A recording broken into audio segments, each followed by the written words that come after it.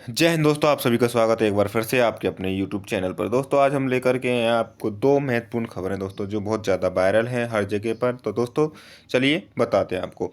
DRDO और भारतीय वायुसेना ने किया अस्त्र मिसाइल का सफल परीक्षण। दोस्तों किसका? पहली खबर है दोस्तों, अस्त्र मिसाइल का सफल परीक्षण उड़ीसा के तट से किया गया और इसकी क्या क्या मारक क्षमता है और क्या क्या खूबियाँ हैं, उनके बारे में हम आपको आज विस्तार से बताएंगे। और दूसरा है दोस्तों, दूसरी बात है कि भारत ने किया पहली इलेक्ट्रिक प्रोत्साहन ट्रक प्रोत्साहन योजना का शुभारंभ कर दिया। दोस्तों इलेक्ट्रिक ट्रक क्या प्रोत्साहन योजना क्या है, इन दोनों के बारे में महत्वपूर्ण जानकारी है वो अपन समझेंगे। चलिए दोस्तों करते हैं शुरुआत। दोस्तों पहला है डीआरडीओ और भारतीय वायुसेना ने किया अस्त्र मिसाइल का सफल परीक्षण। तो दोस्तों सबसे पहले बताते हैं कि डीआरडीओ और भारतीय वायुसेना ने उड़ीसा तट पर स्वदेशी बियॉन्ड विजुअल्स रेंज यानी air to missile system BBRAM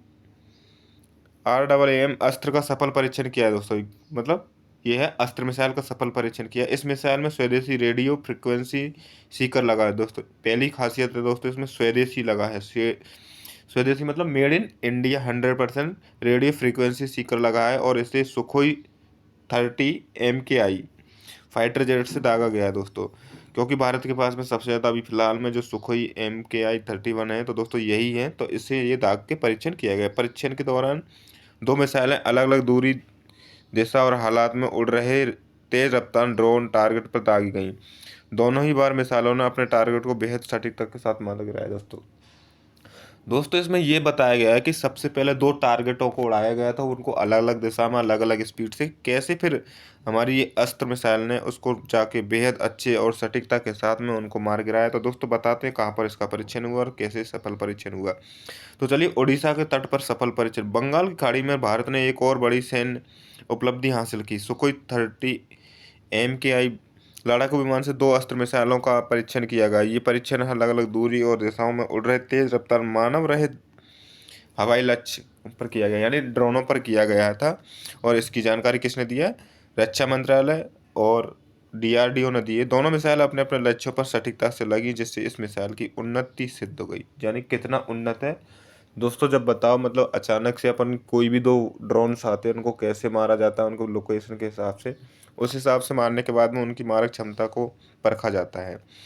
उसके बाद दोस्तों अस्त्र मिसाइल क्या है और RF सीकर के बारे में क्या है जानकारी। तो दोस्तों आज हम आपको बताएंगे रेडियो फ्रिक्वेंसी सीकर क्या है और अस्त्र मिसाइल क्या है। दोस्तों अस्त्र मिसाइल एक BBRAAM है दोस्तों, beyond visuals range air to air missile. दोस्तों यानी कि हवा से हवा में, फाइटर जेट से, पनके से, और जो मानव रहित विमान है, ड्रोन वगैरह, सबको मारा जाता है, जिसे दुश्मन के विमान को लॉन्चिंग विमान से काफ़ी दूर मार गिराने के लिए बनाया गया है। इस बार जो संस्करण परीक्षण में इस्तेमाल हुआ है उसमें देश में विकसित किया गया रेडियो फ्रिक्वेंसी RF सीकर लगा है। दोस्तों ये खास बात होती है दोस्तों कि रेडियो फ्रिक्वेंसी सीकर जो कि मेड इन इंडिया है वो लगा हुआ है। ये RF सीकर लक्ष्य पर लॉक करने और उड़ान के दौरान मार्गदर्शन देने में मदद करता है। इसका स्वदेशी विकास मेक इन इंडिया पहल के तहत भारत की रक्षा तकनीक में आत्मनिर्भरता को दर्शाता है। दोस्तों इसमें मेन चीज़ है कि भारत का आत्मनिर्भर भारत के तहत जो बनाया गया RF सीकर लगा हुआ है। दूसरा दोस्तों एयर टू एयर मिसाइल है, यानी कि हवा से हवा में मारने वाली है। और दोस्तों आत्मनिर्भर रक्षा निर्माण के लक्ष्य क्या है दोस्तों?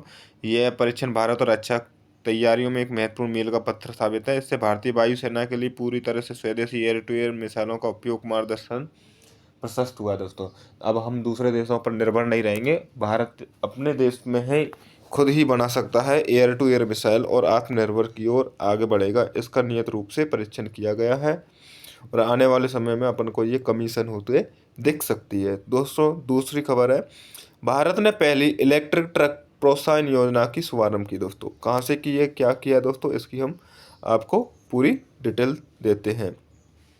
भारत सरकार ने 12 जुलाई 2025 को PM ई ड्राइव पहल के तहत अपना पहला इलेक्ट्रिक ट्रक प्रोत्साहन योजना शुरू की, जिसके तहत वाहन अधिकतम 9.6 लाख की सब्सिडी दी जाएगी। दोस्तों इसमें मेन चीज़ यही है कि जितने भी इलेक्ट्रिक ट्रक लोगे तो उसमें आपको PM ई ड्राइव योजना के तहत आपको 9,60,000 तक की आपको छूट दी जाएगी।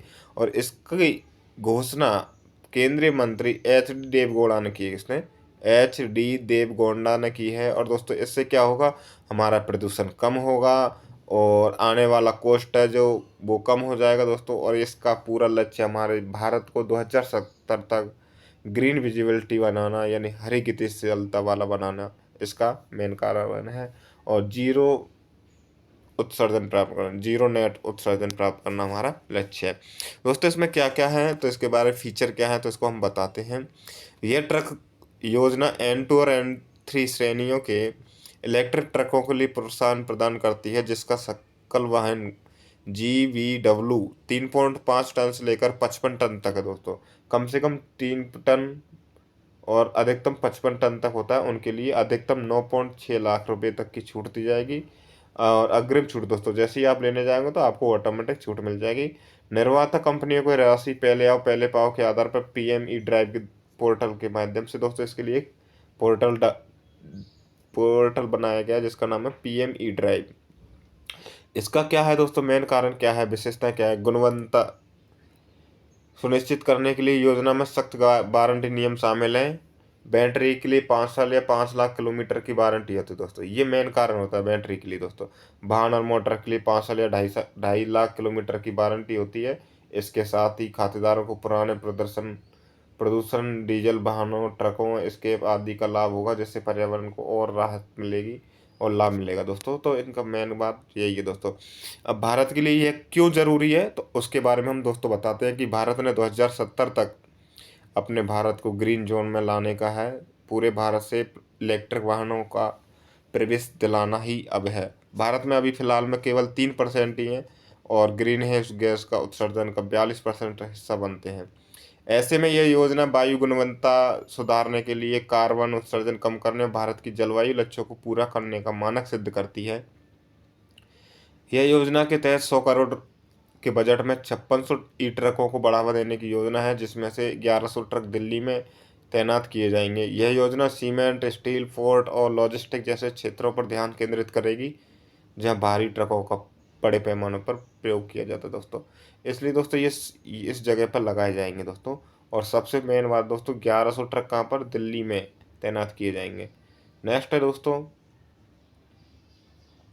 उद्योग की भागीदारी और सरकारी प्रयास क्या है तो दोस्तों, भारत की अग्रणी कंपनियां जैसे टाटा मोटर्स, अशोक लेलैंड और वोल्वो आइसर पहले से ही इलेक्ट्रिक ट्रकों पर काम कर रहे हैं। यह योजना आत्मनिर्भर भारत मिशन के तहत घरेलू EV की गति को और तेजी से बढ़ाएगी।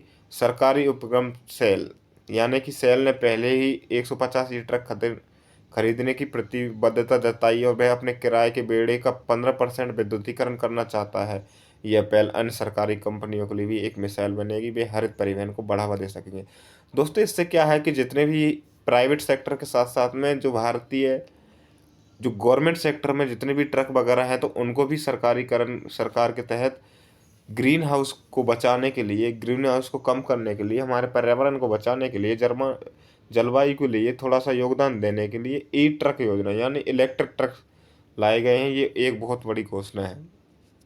तो चलिए दोस्तों, यहाँ तक के लिए आपका धन्यवाद। जुड़ते रहे हमारे साथ, जब तक के लिए जय हिंद, जय भारत। और दोस्तों आपको कैसी खबर लगी इसको कमेंट में ज़रूर बताएं। जय हिंद, जय भारत। थैंक यू, शुक्रिया।